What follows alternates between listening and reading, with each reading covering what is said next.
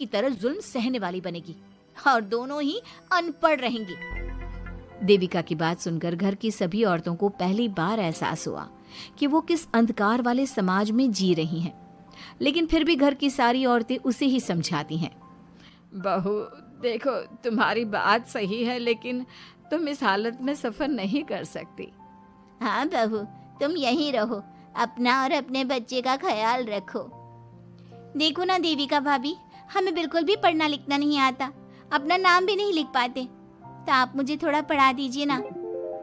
देविका, तुम्हारी बातें सुनकर पहली बार हमें एहसास हुआ है कि कैसे माहौल में हम जी रहे हैं। तुमने हमारे अंदर उम्मीद की नई रोशनी पैदा की है। यहाँ से मत जाओ तुम। देविका ने घर की औरतों की बात सुनी तो उसका दिल पसीज गया। उसने गांव में ही रहने का फैसला लिया। वो अपने घर की औरतों को रोज पढ़ाती, उन्हें अपने अधिकारों के बारे में, देश के बारे में बताती। इसी तरह कई दिन बीत गए और एक दिन सुजाता ने सचिन से कहा, सचिन, देविका की तबीयत ठीक नहीं, तुम जल्दी जाकर दाई अम्मा को बुला लाओ ना।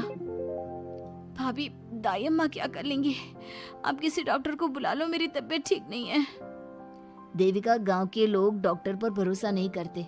दाई अम्मा बरसों से ये काम कर रही है, वो तुम्हें ठीक कर देगी। सचिन, तुम्हारे घर वाले अनपढ़ हैं, तुम तो पढ़े लिखे हो ना, देख नहीं रहे मेरी हालत क्या हो रही है। तभी तो बोल रहा हूँ, समय बर्बाद मत करो, मैं अभी आता हूँ। सचिन दाई अम्मा को बुलाकर ले आता है। दाई अम्मा घरेलू नुस्खों से देविका का इलाज तो कर देती है। कुछ समय के लिए उसकी हालत भी स्थिर हो जाती है, लेकिन वो पूरी तरह से ठीक नहीं होती।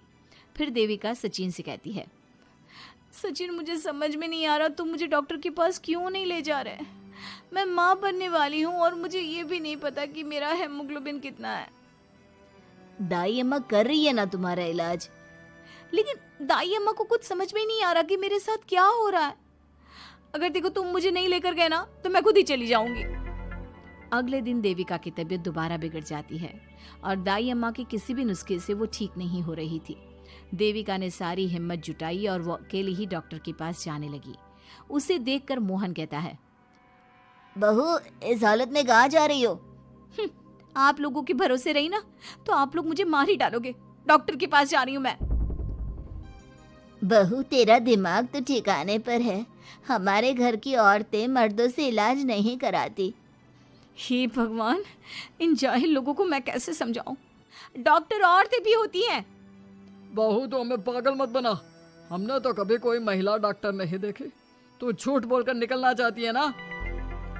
इस गांव की सरहद से आप लोग कभी बाहर नहीं गए ना, इसलिए आप लोगों को नहीं पता कि महिलाएं डॉक्टर के अलावा क्या क्या है। ए लड़की, तुझसे तमीज से बात कर रहे हैं तो तू ज्यादा हवा में मत उड़। बोला ना एक बार, चल अंदर जा। चाचा जी, मैं अंदर नहीं जाऊंगी, डॉक्टर के पास जाऊंगी। मेरा इलाज सिर्फ डॉक्टर ही कर सकता है। ये बोलकर देविका घर से निकल रही थी कि तभी जोगिंदर ने उसे कमरे में ले जाकर बेड पर जोर से धक्का दे दिया, जिसकी वजह से देविका के पेट में चोट लग गई और वो दर्द की वजह से जोर जोर से चिल्लाने लगी। ये देखकर घर की सारी औरतें देविका को संभालने लगी। देविका, हिम्मत रखो, सब ठीक हो जाएगा। देविका भाभी, आप ठीक हो ना? माँ, कुछ करिए ना, भाभी की तबीयत बहुत खराब हो रही है।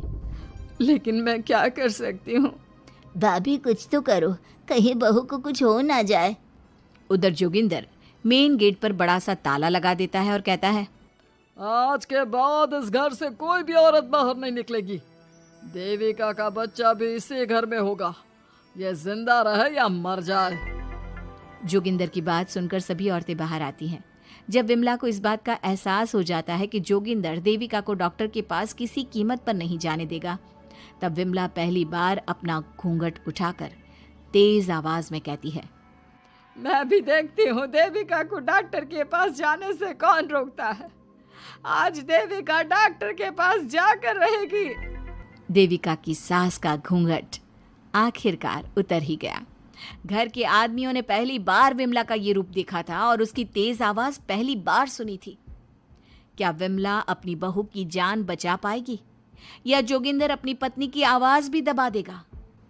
ये जानने के लिए हमारे अगले एपिसोड का इंतजार कीजिए और हमें कमेंट में ये भी बताइए कि घर की औरतों को आगे क्या कदम उठाना चाहिए।